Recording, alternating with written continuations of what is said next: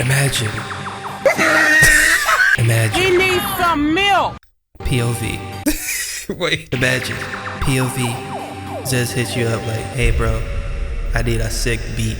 What? But your drum's trash.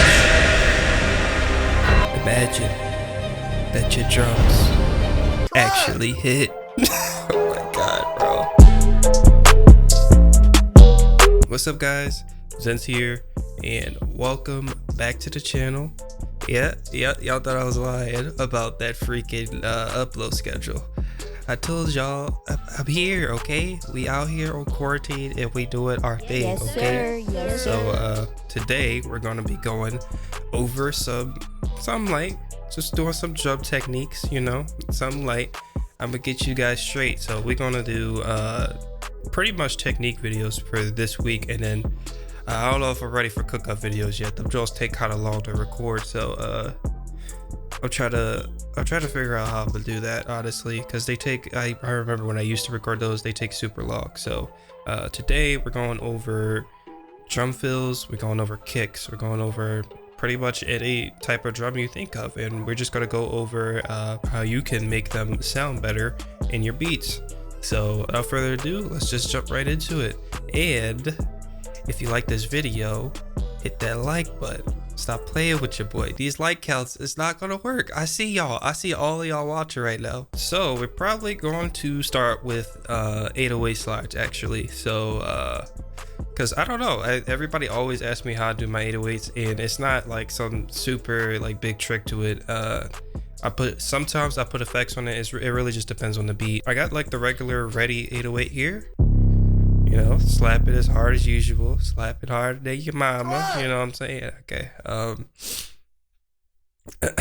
So usually, okay, hold up. So I pulled up a loop from a random kit. It really doesn't matter. And this is for the most part what it sounds like. Okay, I don't know why I did that. I had this right here.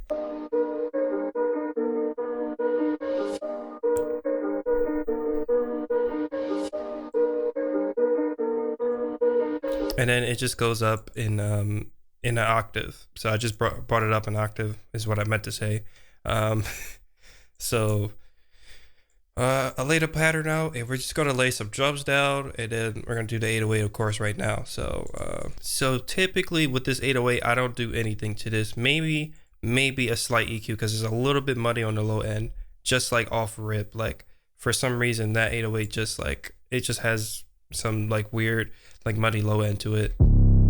Towards the end it has like a muddier 808. I don't know what I'm trying to say, but anything that makes the 808 sound super wide is, I have this plugin literally called Wider. I actually never put it on the 808. That would probably sound pretty dope. So other than that, you can put distortion on it, obviously, and there's a few other plugins, but they're more high-end plugins that you'll have to actually put some money out for, which is kind of not what this tutorial is about. This is kind of like to use like with stock plugins for the most part, and I'm not really too effects heavy on this tutorial anyway. So honestly, let's just get straight into the slides. I'm gonna try, give me a second. I'm gonna cut to when I get the 808s in key with the melody, I guess, and then we're gonna go straight into slides. I just finished just quickly doing like a little something with this. This is sort of what it sounds like. Pretty much finished with it, honestly.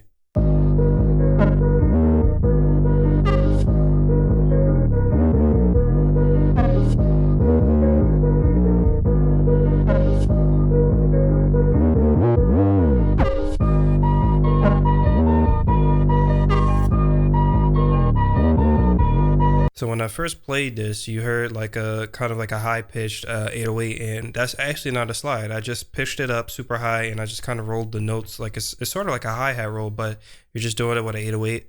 Same exact thing. So here's what it sounds like again.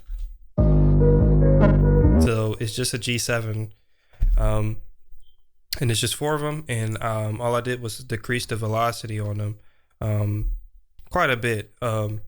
And the more drastic you decrease them from the original first note is how drastic the effect will be. It kind of makes the 808 sound like they're kind of fading out really fast. So You do the same exact thing with hi-hat rolls sometimes to make it have this like really like almost glitch effect sort of.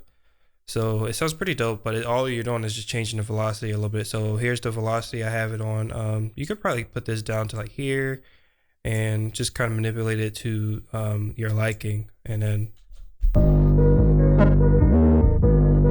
so when it comes to actual slides, you have your bass note, which is just a regular note. If you double click it, right, you could go here and you can make it a slide note. But if you take that off, it's just a regular note that's just going to play all the way through with no, it's not going to switch notes or anything. It's just going to play all the way through. It's not going to slide or anything.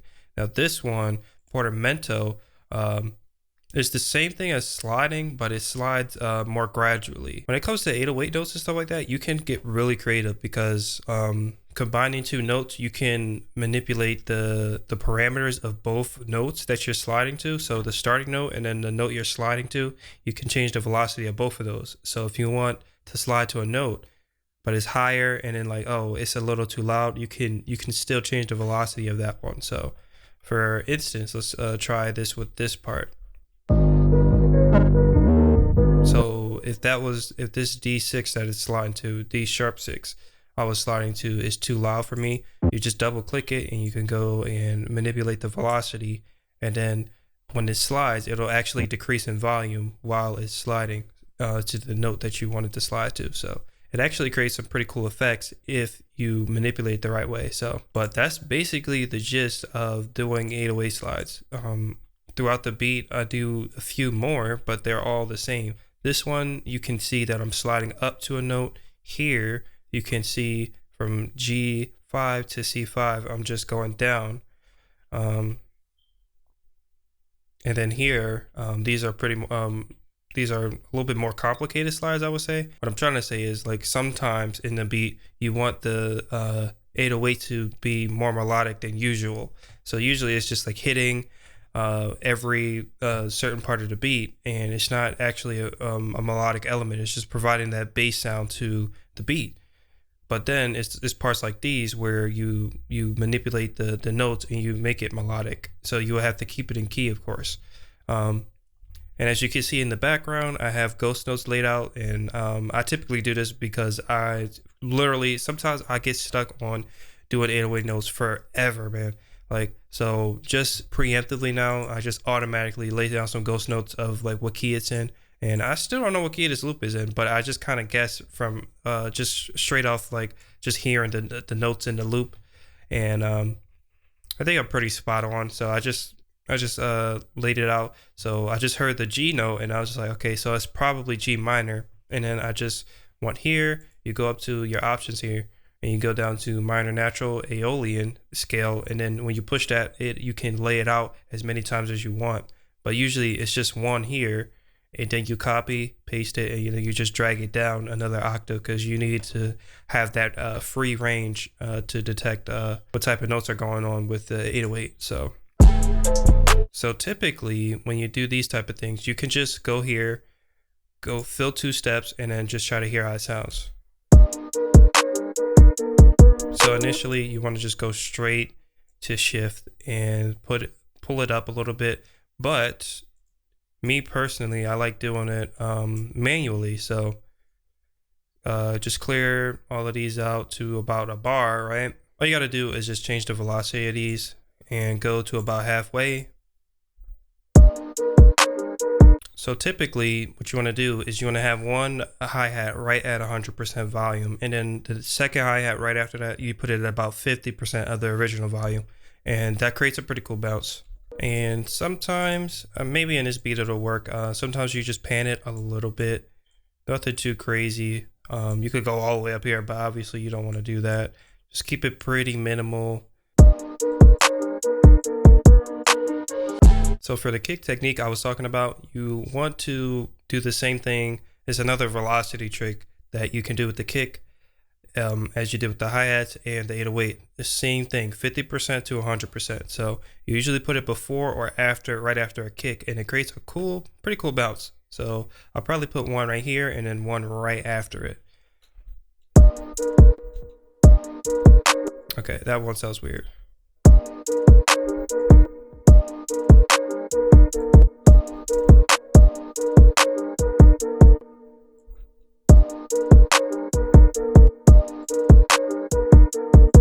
So I put a few soft kicks in the beat right behind or right directly after some of the hard kicks, and it creates a cool bounce.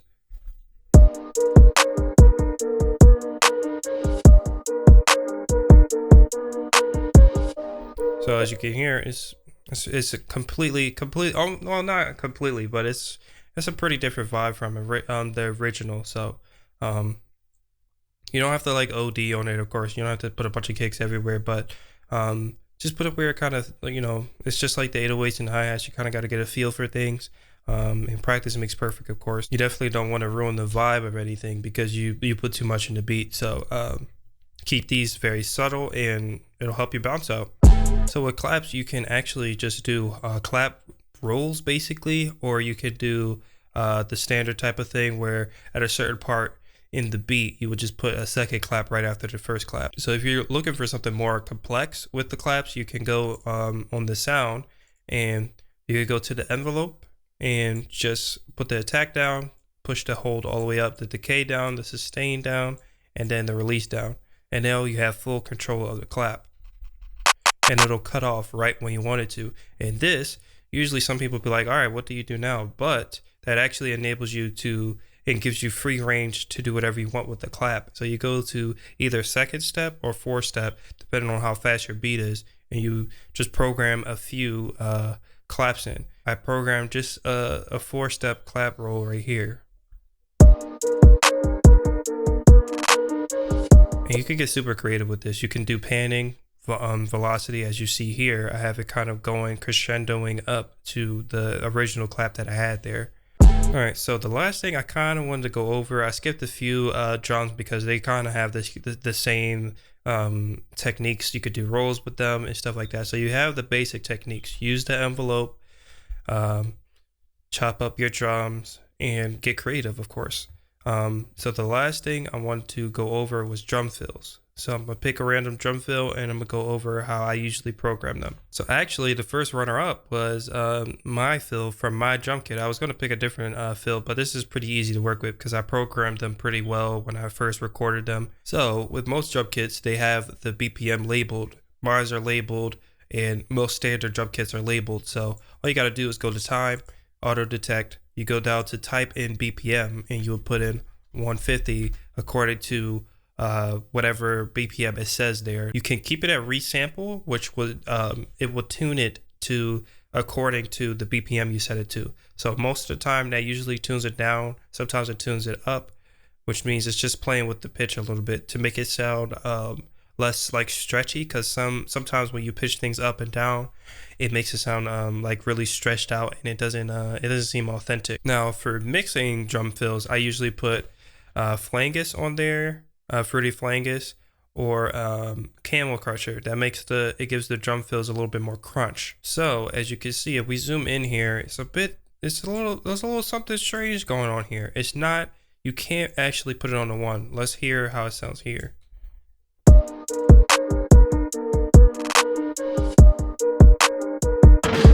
So as you can hear, that is not on beat at all. So if I zoom in here, I'm actually going to change the stepping to 4 so you can see what I'm talking about. And you go here, zoom in a little bit more, you can see that it's a little bit off here. And originally I had it all the way on the 1, which was completely wrong. So now it's on the 1, but it's off beat, right? So where it was meant to be when I originally recorded it, it's supposed to be at the end of the bar on the 2. So if I drag it back a little bit, drag it back, this is where it's supposed to be. Now hypothetically, this should be on the beat now.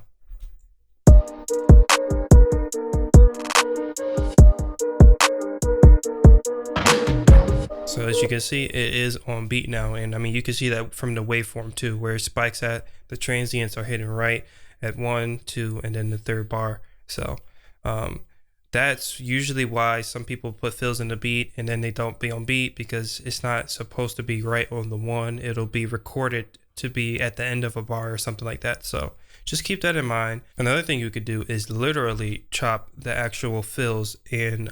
So like if you don't want to put it on beat, like you don't want to set the BPM and change it because it sounds really good, at the pitch it is and you don't want to stretch it or anything, you can actually just leave the drum fills where they're at, and you could just chop the actual drums. So if you go to your slice tool in FL Studio, you can go straight to the bar and you could hit shift and you could just click, and that'll do a clean cut. And you could just cut. And if I change this to second step again to make it more to increase the intervals, you could chop this part too. So this will sound the same, but this is like hypothetical.